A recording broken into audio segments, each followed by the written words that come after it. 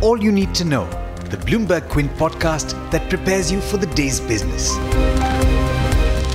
Good morning and thanks for listening in. This is the All You Need to Know podcast on Bloomberg Quint and I'm Alex Matthew. Here's everything that you need to know this Friday before you start planning your weekend. In the top news, External Affairs Ministry spokesperson Anurag Srivastava said yesterday that China has been amassing a large contingent of troops and armaments along the line of actual control since early May, and the conduct of Chinese forces has been in complete disregard of all mutually agreed norms. At an online media briefing, Srivastava gave a rundown of the events along the line of actual control in the eastern Ladakh region and held China responsible for the recent clashes in Galwan Valley.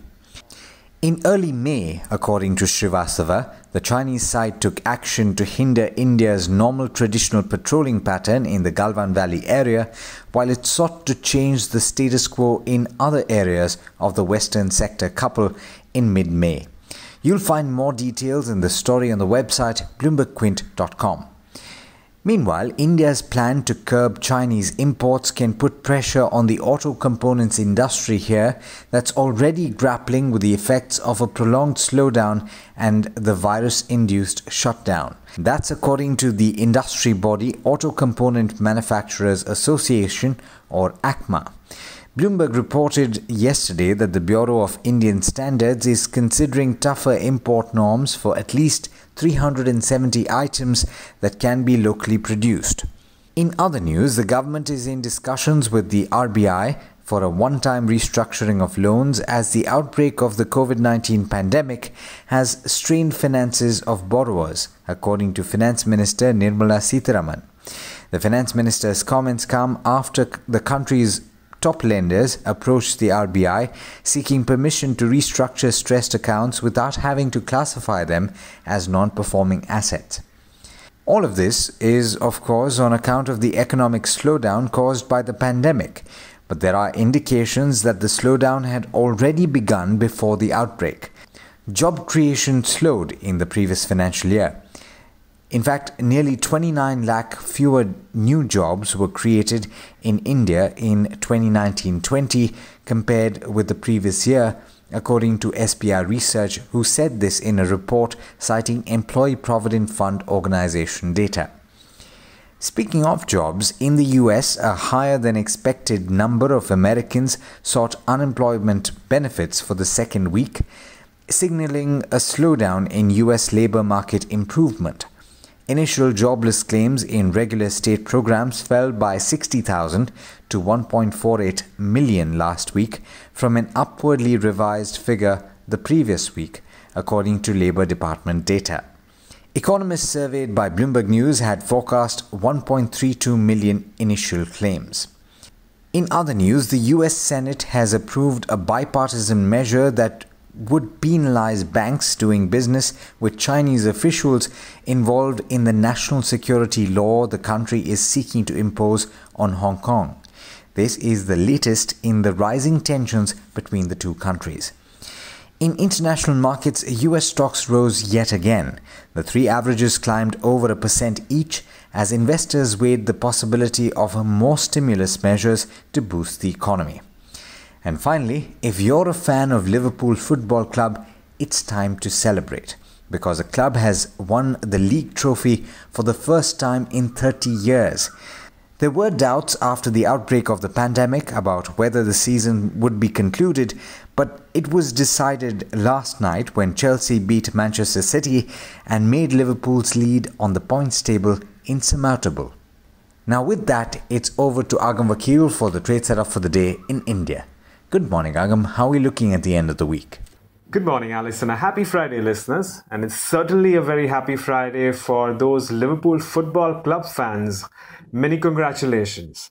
Once again, we start off with the SGX Nifty Futures, which is currently trending in the green, up as much as 40 points, which means that Indian markets are likely to open higher today as well. Coming down to earnings, Ashok Leyland has reported a disappointing set of numbers, perhaps on largely expected lines. Ashok Leyland has seen a decline of 57% in its net sales and a loss of 57 crores versus a net profit of 653 crores year on year. Margins, once again on expected lines, have contracted considerably to 4.8% versus 11.1%. There, however, was also an exceptional loss of 69 crores in the current quarter. Moving on to Apollo Hospitals, we've seen revenues grow 19% year on year and net profit up 2.7 times, with margins also expanding to 13.5% versus 12.3%. There was an exceptional gain in the bottom line to the tune of 164 crores.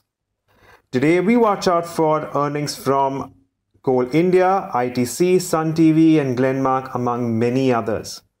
Moving on, Vedanta moves another step closer to delisting its shares as shareholders have approved promoters' delisting plans of the company with an overall 93.3% vote in favor of the motion. Apollo Tyres has commissioned its Andhra Pradesh greenfield facility. This is the 7th facility which will be commissioned globally by Apollo Tyres. The company will invest close to 3,800 crores in the first phase of this greenfield facility. Moving on to Reliance Industries, where Fitch Ratings has upgraded the company's long-term local currency issuer default rating to BBB plus from BBB. The outlook is stable. At the same time, the agency has affirmed the long-term foreign currency IDR at BBB minus with a stable outlook. The upgrades are driven by expectations of an improvement in company's financial profile with net debt reductions. And finally, keeping an eye on BHEL, Bharat Bijlee and Voltam Transformers, as India's Renewable Energy Ministry has proposed a basic customs duty of 25% on solar modules starting July 30th and 40% effective from April 1st, 2022, according to the ministry. Now, these are just some of the stocks you can watch out for as we move into trade today. But don't forget to go through our morning edition of All You Need to Know only on BloombergQuint.com. Thanks, Agam. And as always, thank you all for listening in. This is Alex Matthews signing off. Have a great day and an even better weekend. I hope you enjoyed listening to All You Need to Know. Did you know that you could listen to the show on the IVM Podcast app?